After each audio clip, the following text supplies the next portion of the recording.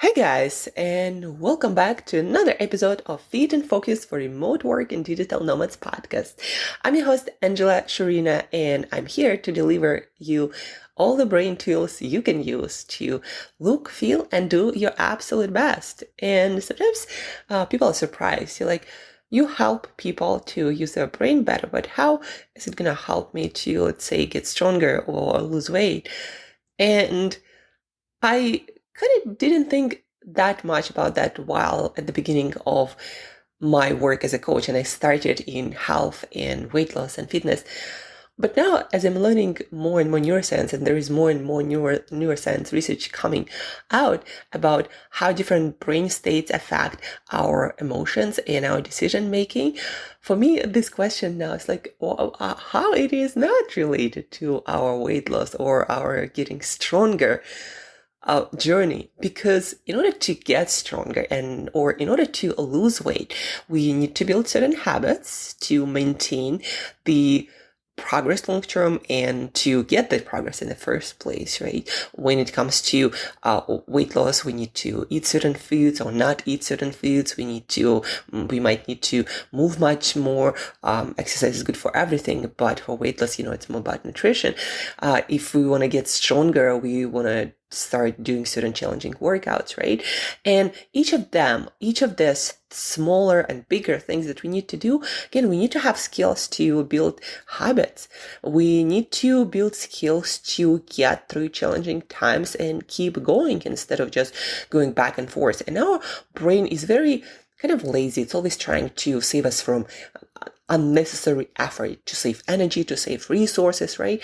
And it's kind of want to play against us at the beginning because it doesn't want us to do new things. And if you're at the beginning of some journey, you are going to do a lot of new things, right? So we need to be able to overcome those challenges.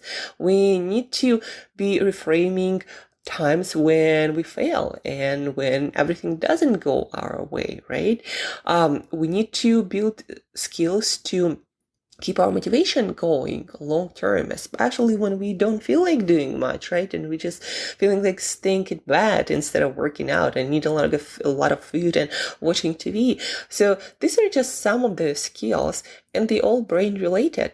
The better we know how to use our brain so it helps us to make better decisions and achieve our goals, the better we are at achieving any goal. For me personally, I struggle in my life with challenges, like, let's say, business challenges right now, mostly.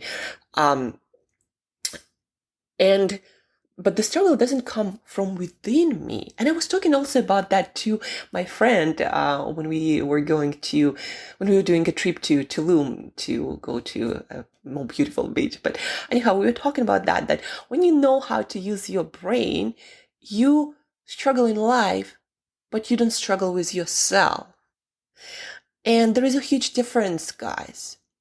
When you struggle with things in the world, when you have challenges in the world, they might feel difficult and tough. You might be tired and exhausted sometimes, but inside, when you don't struggle with yourself, you feel good because you are making progress. Sometimes it's slower, sometimes it's faster. You are moving towards things that you want in your life. And you're growing. And isn't that what the whole human journey is all about?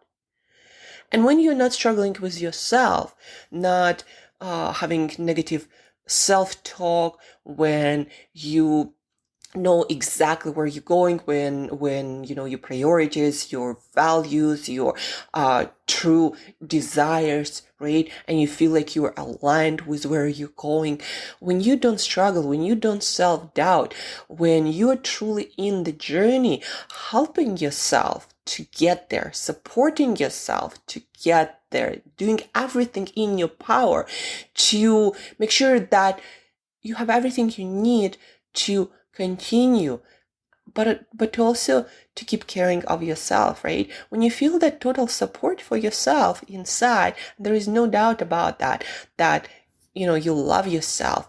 And at times it might be tough, you might have struggles, but you still feel like, yeah, but how can I support Angela? I'm, talking about myself. How can I support you through this journey? We need to take it, but what can I do to help you to get through that in a more caring, sustainable way, in a more kind way? And when you don't struggle with yourself, it's a much more, fulfilling, rewarding, and not necessarily all the time pleasurable, but there is something deeply satisfying about that journey, right? So when you know how to use your brain, you stop struggling with yourself. You only have struggles with the world. And that, guys, and especially girls, that frees up so much energy. Because if you always, for example, thinking about, or, I need to lose weight and feel good in my body, or only after that I can go after certain goals or do certain things, right? And you always have this negative self-talk and kind of not fully accepting yourself. Like, it's going to consume a lot of your energy, whether you think about that or not. And I know that because I was in that place, doubting myself about a lot of things due to my autoimmune conditions, due to a lot of self-talk that I got from my sister and from my mom. As a kid, you also absorb a lot of things. And so you absorb a lot of people's doubts, not necessarily yours at all. And then on top of that, you are going through something. And so you start being in your head more often than in the world doing something. And that struggle consumes a lot of energy, struggle with yourself, right? You want to go exercise and eat all this healthy food, but there is a voice inside of you saying, you gotta do it because you're not enough, and look at yourself. And that consumes a lot of energy. That's what I'm saying. So when you know how to use your brain, and by that I mean you know how to build habits, you know how to change your self-talk to a more constructive one, you know how to support yourself mentally and emotionally through tough times, you know how to support your lifestyle, so you are stronger and more capable at going through challenges. You know how to self-motivate through tough times, right? When you have all these skills, you know how to keep yourself focused, how to be less anxious, more confident, you know how to find good even in the toughest times. Like when you know all that and you put it into practice and it becomes your second nature, there is no energy consumed by inside jobs, so to speak, inside work, inside talk, and all this and that. All the energy goes into pursuit of meaningful things in your life. And that's beautiful, guys. So again, when you start using your brain, when you start learning how to use it to help you to go in life where you want to go, you stop struggling with yourself. You keep struggling with the world and stop struggling with yourself. And that's how it helps you to lose weight or get stronger, because we human beings, we are very, very, very capable. And more often than not, what stands in our way, preventing us from getting everything that we want, is ourselves. That's the most powerful traffic light that has red for us, right? The rest is not that actually complex. It's complex, but we can figure it out. That's what humans do. We figure things out. Everything is figure outable. Besides that, today I wanted to talk to you about different tools. We talk a lot about tools for motivation, for focus, for creativity. Actually, I want to talk more about that, for not procrastinating. By the way, tomorrow is gonna be an episode, everything you want to know about procrastination from the world of neuroscience and all the related research, so you never procrastinate on the things that you want to do, that are meaningful to you, that are important. So tomorrow about procrastination. Today is about why it is important and probably better to learn first the cognitive skills of changing your mental state or approaching certain desired state like motivation, focus, or confidence, right? Why it's better to know tools that are not related to substances, like coffee, let's say, or chocolate, or what else? Or different foods or supplements, right? Like even alpha GPC. I'm not talking about obviously essential vitamins and minerals. Like that's a different story. But why it is better to use cognitive or your internal tools than it is to use different substances, even though most of them don't have a lot of negative side effects. But why is it better to use your internal resources? For one simple reason. When you use external resources, like when you take a supplement, a nootropic, a smart drug, or a psychoactive substance like caffeine, when you take those outside helpers in, they don't work as precisely as what you can create internally. So let's say you decided to work on motivation. And motivation is a chemical state in your brain.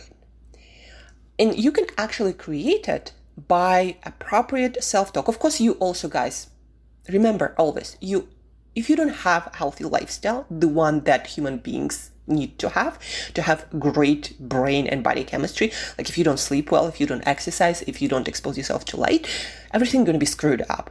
Like, this is out of the question. But if you have all this, and on some morning you wake up, and it's inevitably going to happen, we all going to have stressors in our life, so you wake up and you're not feeling that motivated, right? If you create chemistry in your brain for motivation internally, doing things like starting your day with exercise, thinking about important goals. And by the way, we walked through 4 cognitive steps, most important steps for motivation, on the episode that we did on Monday. So listen to that one if you really want to master your motivation self-talk. But yeah, let's say you woke up not motivated, and you need to create this motivation chemistry in your brain to start your day in a powerful way and to achieve, to pursue things in a powerful way, things that needs to be done. So you woke up, you exercised, you view light, and then you start talking to yourself. You connect to your bigger why, your vision, like why is it important to do what I want to do today, right? My bigger why, the picture of my life, like why is it meaningful to me? And how do the steps that I need to do today are connected to my bigger vision, picture of my life, right? The things that I'm very passionate about building. Once you start having this self-talk and really connecting, visualizing, very vividly feeling it, touching it, tasting this vision, once you start doing that, and you connect to that reward, so to speak, in your mind, very, very vividly and sensually, right? Again, you can almost taste it in your mouth, like that vision, it's almost here. Once you connect to that vision in that way, and you truly understand the connection between what you need to do and that very exciting vision, your brain starts releasing dopamine.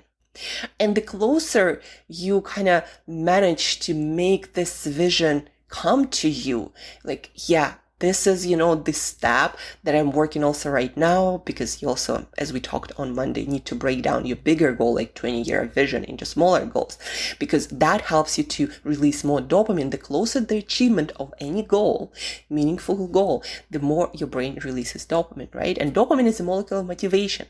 So you connect to your vision, you make it closer, you choose the goal that is almost in your grasp, if not today, then tomorrow or the day after, right? You feel it it's very, very close to you. And once you start feeling that, your brain starts releasing a lot more dopamine. And the more dopamine you release, the more motivated you start feeling.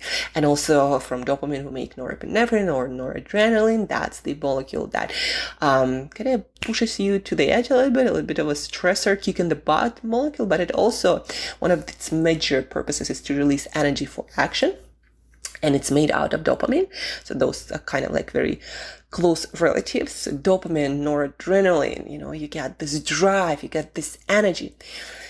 And because it is created internally, you cannot overdo it. Like, you cannot overstimulate your dopamine from inside out. Maybe you can, I don't know how excited you need to get yourself, but it's very hard to do naturally by self-talk. Unless you just start doing it for hours. the point is, when you create those resources internally, it's almost impossible. Like, I don't know of anyone, any case who overstimulated themselves by talking to themselves, right? When you create resources internally, like dopamine, this molecular motivation, it is much easier for your body to control the amount and to use the resources, not overuse them so it doesn't lead to burnout. When you start using substances that are created by our civilization, psychoactive substances like caffeine, that also stimulates your dopamine system, you can easily overdo it. Almost all of us are familiar with that feeling. When you overdid coffee, maybe you did not know that, and you're jittery and you have all this energy and excitement, but for some reason you are freaking not able to sit down and do anything. You're just overly excited and jittery and energetic, but just not able to do any focused work, right? So what happened? You overstimulated that system to the point where you just release a lot of energy, but the rest of the chemistry is very unbalanced. So you actually can't sit down and do the work that you need to be able to do. So here are two examples, right? Self-talk, connecting to vision. And of course, again, I'm talking about it's on top of the healthy lifestyle that supports that chemistry in the first place. Self-talk or psychoactive compound that caffeine is. You cannot overdo self-talk. Your body knows how to manage resources created internally. You can easily overdo caffeine. You can overdo caffeine to the point of anxiety. In studies, they use high amounts of caffeine to induce anxiety of people on people, and you can actually get there yourself with 2 big coffees. Even like 1 venti will be enough for most people to get those 400 milligrams of caffeine. That is like horse dose of caffeine. So you can easily overdo caffeine, and it's very hard for your body to manage, just like with a lot of supplements. That's why a lot of brain drugs or nootropics, they do not work all that well, because you really have to figure out your perfect dose. Once you figure it out, it kind of works, but until you do, you'll be going through a lot of trial and error, especially if you take like several things in the morning or afternoon, whatever time of the day. It's very hard to manage, and a lot of nootropics, a lot of smart drugs compounds, they do have quite a lot of things in them and they're hit or miss. They work for some people, they do not work for other people. It depends on people's brain types a lot and the whole lifestyle and nutrition of that specific person, right?